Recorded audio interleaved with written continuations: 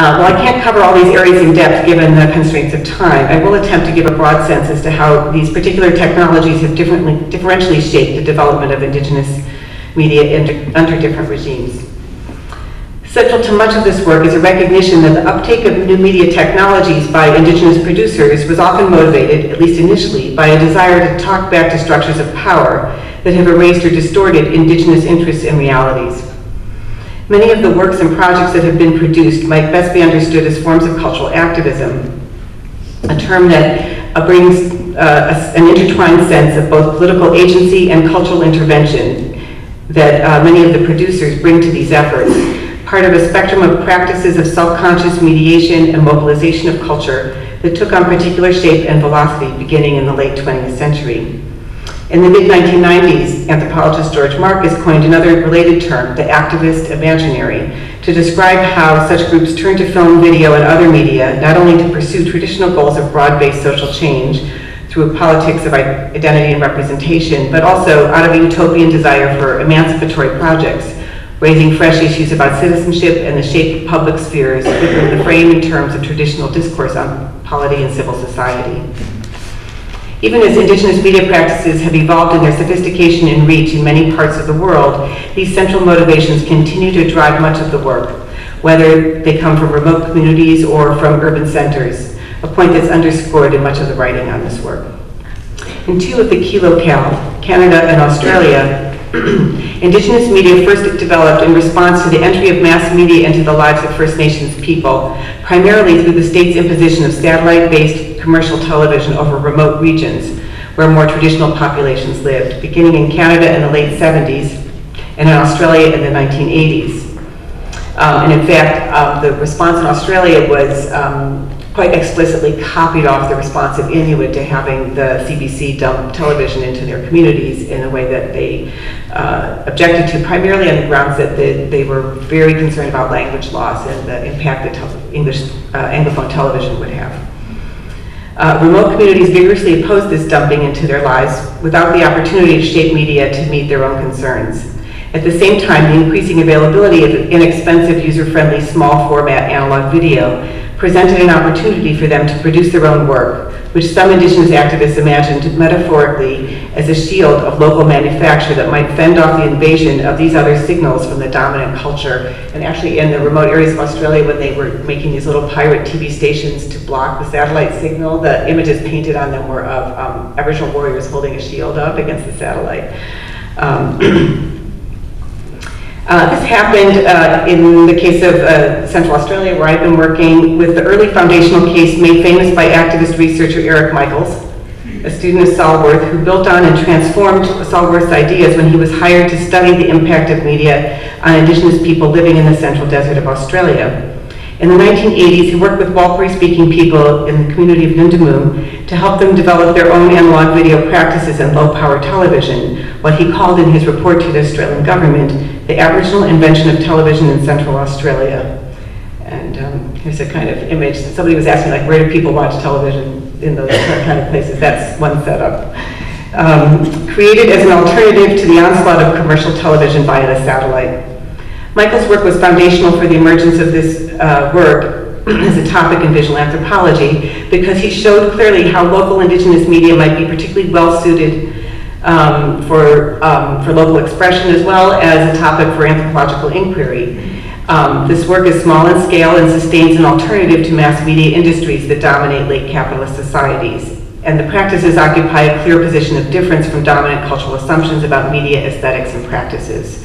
So sort of the basis of his argument, which brought attention to the work in an important way. Thus, they provided a kind of natural laboratory for understanding the possibilities of radically different media practices that are off the grid of most media scholarship, which tends to be largely Eurocentric.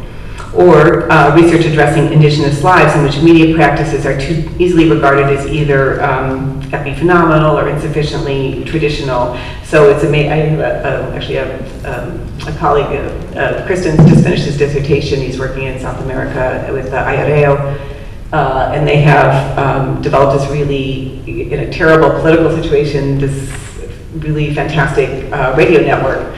And he said, it's been going, I said, how long has it been going on? This is at the defense. He goes, 20 years. And I'm like, It's, well, nobody believed it was traditional culture, so nobody looked at it. So there it was going on in front of all these people who were coming in, and no one paid attention. So I just think that it's over and over again the same story, that media doesn't count somehow.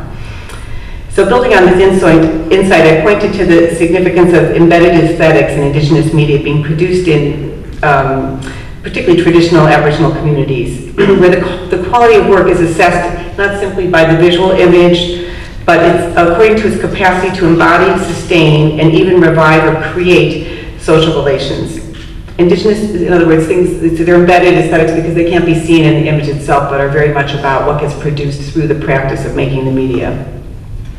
Indigenous media then can be seen as a new and complex object operating in a number of domains and as an extension of collective self-production and long-standing social relations. Debates about such work contribute to and reflect the changing status of culture in local worlds and anthropological theory, and more broadly in the world. Culture as a term is a category which is increasingly objectified and mediated and marketed as it becomes a source of claims for not only for capitalist interests, but also for political and human rights, both within nation states encompassing indigenous people and on the world stage. Indigenous media projects have often been a site for activist participation on the part of fellow travelers, possibly in the form of anthropologists or communication scholars,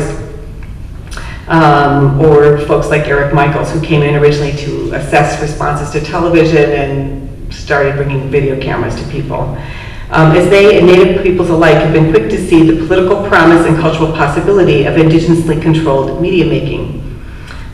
Just to name a few, Harold Prince's advocacy work with Mi'kmaq, Apache and other groups, my own work with Aboriginal Australians, along with a number of other scholars such as Jenny Deeger and Lisa Stefanoff, Terry Turner and Vincent Corelli's successful projects helping to launch Amazonian media, and of course work of Kristen Dowell, Laurel Smith, and Clemencia Rodriguez here on your own campus.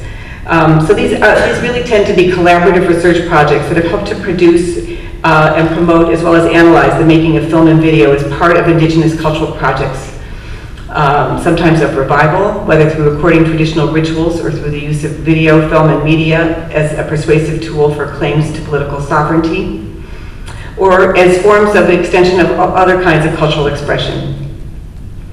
These scholars, collaborators, and others have actively supported indigenous media production while recognizing, at times, dilemmas that it can represent. So more broadly, our relations with those we study are changing as our cultural worlds grow closer in ways that push the boundaries of anthropology in particular. It's difficult to exoticize others or to maintain fictions of bounded or untouched communities of difference when one includes media in one's purview, if only because it forces a recognition of a shared project that we all have. Local uses and meanings of media and of comparative political economies of media production and consumption, including the real constraints posed by the unreliability of electricity and the vicissitudes of poverty and difficult conditions for maintaining equipment, undergird the persistence of difference and the importance of locality, while highlighting the forms of inequality that also continue to structure our world. Just to underscore some of the reasons that, some of the issues that make some of this work very difficult to produce. As anthropologists and media scholars debate the impact of media technologies, indigenous media makers are busy using the technologies for their own purposes.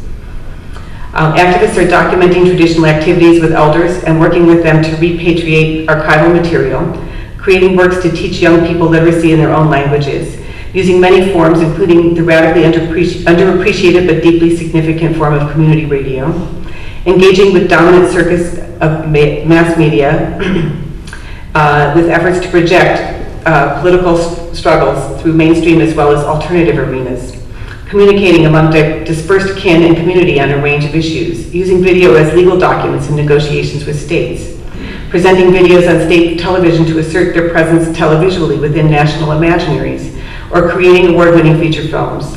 The range is really quite broad.